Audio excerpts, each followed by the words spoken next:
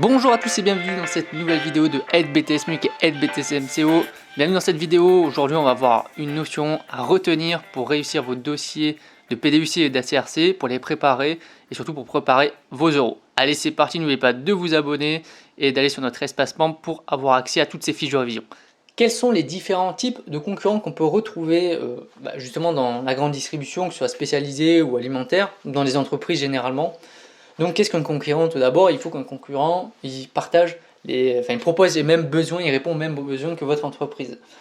Par exemple, dans la restauration, vous avez la restauration rapide, vous avez la restauration traditionnelle, vous avez les supermarchés, tous finalement répondent aux mêmes besoins, c'est celui de manger.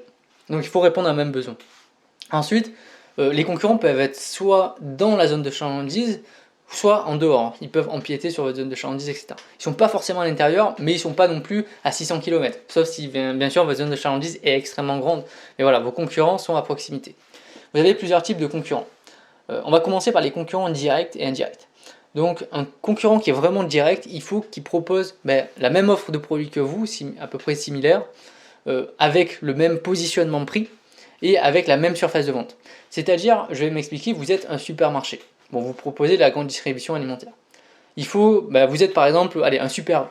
Vous allez prendre, par exemple, Leader Price.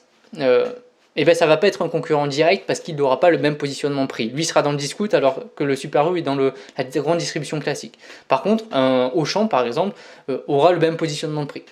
Ensuite, il faut qu'il y ait la même surface.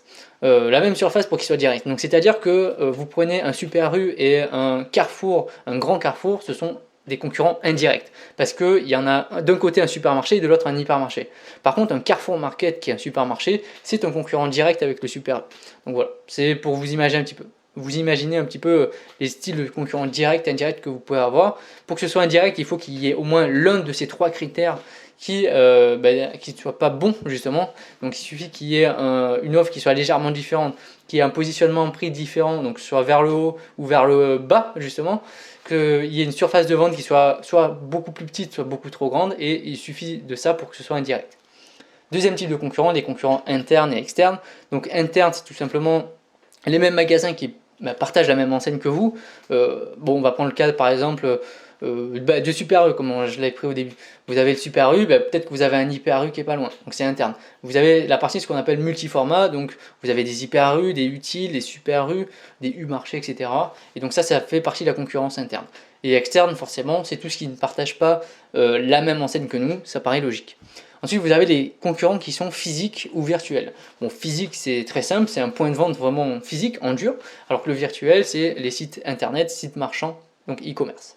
Et vous avez un peu plus difficile à dissocier les concurrents qui sont actuels, donc ce sont ceux qui sont en exercice actuellement, qui sont physiquement présents, et vous avez ce qu'on appelle les concurrents latents, donc les futurs concurrents. Dans les futurs concurrents, vous avez, je sais pas, un magasin qui est en train de se construire, peut-être que ça va être votre concurrent, il va falloir étudier. Vous avez un bail qui est renouvelé mais avec une autre entreprise, peut-être que cette autre entreprise, elle est dans votre secteur d'activité, donc ça va peut-être être un concurrent pour vous. Il y a des travaux, des ouvertures, des fermetures de magasins, il faut se renseigner, c'est potentiellement des futurs concurrents. Merci d'avoir suivi cette vidéo. Avant de partir, n'oublie pas d'aller voir les précédentes vidéos sur la chaîne, de t'abonner et de venir nous rejoindre sur notre espace membre pour avoir accès à toutes les fiches de révision justement pour cette série préparatoire d'ACRC et de PTUC. On se retrouve très bientôt pour une nouvelle vidéo. Allez, bye, à bientôt.